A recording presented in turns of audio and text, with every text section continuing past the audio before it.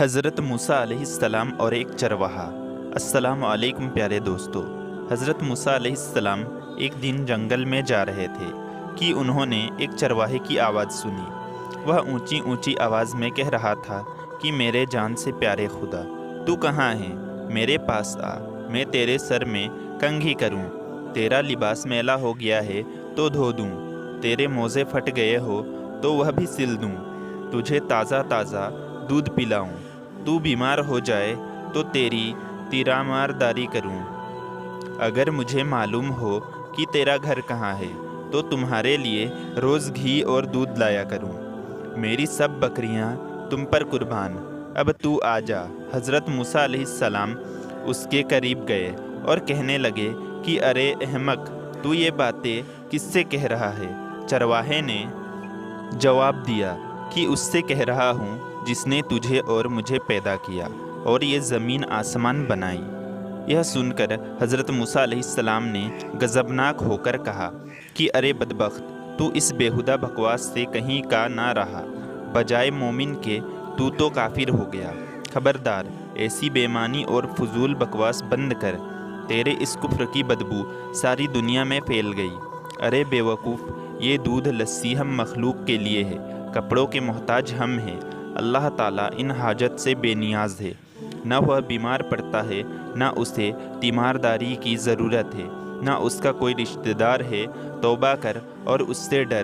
حضرت موسیٰ علیہ السلام کے غیظ و غضب میں بھرے ہوئے یہ الفاظ سن کر چرواہے کے اوسان خطا ہو گئے اور وہ خوف سے تھر تھر کانپنے لگا، چہرہ زرد پڑ گیا اور بولا، ارے خدا کے جلیل قدر نبی، تو نے ایسی بات کہی کہ میرا منہ ہمیشہ کے لیے بند ہو گیا اور مارے نجامت کے میری جان حلق میں پڑ گئی۔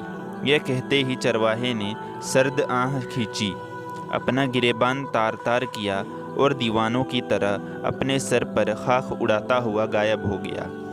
حضرت موسیٰ علیہ السلام اللہ تعالیٰ سے ہم کلام ہونے کے لیے کوہ طور پر گئے تو اللہ تعالیٰ نے فرمایا کہ ہے موسیٰ، تو نے ہمارے بندے کو ہم سے جدا کیوں کیا؟ تو دنیا میں جدائی کے لیے آیا ہے یا ملاپ کے لیے؟ خبردار، اس کام میں احتیاط رکھ۔ ہم نے اپنی مخلوق میں ہر شخص کی فطرت الگ الگ بنائی ہے اور ہر فرد کو دوسرے سے جدا عقل بخشی ہے۔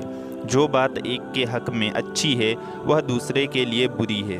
ایک کے حق میں دریاؤں کا اثر رکھتی ہے، وہی دوسرے کے لیے زہر ہے۔ ایک کے حق میں نور اور دوسرے کے حق میں نار۔ ہماری ذات پاکی اور ناپاکی سے مبرا ہے۔ موسیٰ، یہ مخلوق ہم نے اس لیے پیدا نہیں فرمائی کہ اس سے ہماری ذات کو کوئی فائدہ پہنچے۔ اسے پیدا کرنے کا مقصد یہ ہے کہ اس پر ہم اپنے کمالات کی بارش کریں۔ جو شخص جس زبان میں بھی ہماری حمد ثنا کرتا ہے، اس سے ہماری ذات میں کوئی کمی بیشی واقع نہیں ہوتی۔ مدد کرنے والا خود ہی پاک صاف ہوتا ہے۔ ہم کسی کے قول اور ظاہر پر نگاہ نہیں رکھتے، ہم تو باطن اور حال دیکھتے ہیں۔ موسیٰ، زرد بندوں کے آداب اور ہے، دل جلو اور جان ہاروں کے آداب اور۔ حضرت موسیٰ علیہ السلام نے جب خدا کا یہ عود آمیز خطاب سنا تو سخت پشیمان ہوئے اور بارگاہ الہی میں نہایت ندامت اور شرم ساری سے معافی مانگی۔ پھر اسی اضطراب اور بے چینی میں اس چرواہے کو ڈھونڈنے جنگل میں گئے۔ صحرائی بیان کی، خاک چھان ماری، پر چرواہے کا کہیں پتہ نہ چلا۔ اس قدر چلے کہ پیروں میں چھالے پڑ گئے، لیکن تلاش جاری رکھی۔ آخر آپ اسے پا لینے میں کامیاب ہوئے۔ چرواہے نے انہیں دیکھ کر کہا کہ موسیٰ، اب مجھ سے کیا خطا ہوئی ہے کہ یہاں بھی آ پہنچے؟ حضرت موسیٰ علیہ السلام نے جواب دیا کہ چرواہے، میں تجھے مبارک دینے آیا ہوں۔ تجھے حق تعالیٰ نے اپنا بندہ فرمایا اور اجازت عطا کی ہے کہ جو تیرے جی میں آئے بلا خوف کہا کر۔ تجھے کسی ادب، آداب، قاعدے ضابطے کی ضرورت نہیں، تجھے سب کچھ معاف ہے، بلکہ تیرے صدقے میں تمام دنیا کی حفاظت ہوتی ہے۔ چرواہے نے آنکھوں میں آنسو بھر کر کہا کہ پیغمبر خدا، اب میں ان باتوں کے قابل ہی کہاں رہا ہوں کہ کچھ کہوں۔ میرے دل کا خون ہو چکا ہے، اب میری منزل بہت آگے ہے۔ آپ نے ایسی ضرب لگائی کہ ہزاروں لاکھوں سال کی راہ طے کر چکا ہوں، میرا حال بیان کے قابل نہیں، اور یہ جو کچھ میں کہہ رہا ہوں اسے بھی میرا احوال مت جانو۔ یہ قصہ شکایتی رومی سے ناخوش ہے۔ مولانا رومی اس شکایت سے ما حاصل یہ نکالتے ہیں کہ انسان جو تو حق تعالیٰ کی حمد ثنا بیان کرتا ہے کیا سمجھتا ہے؟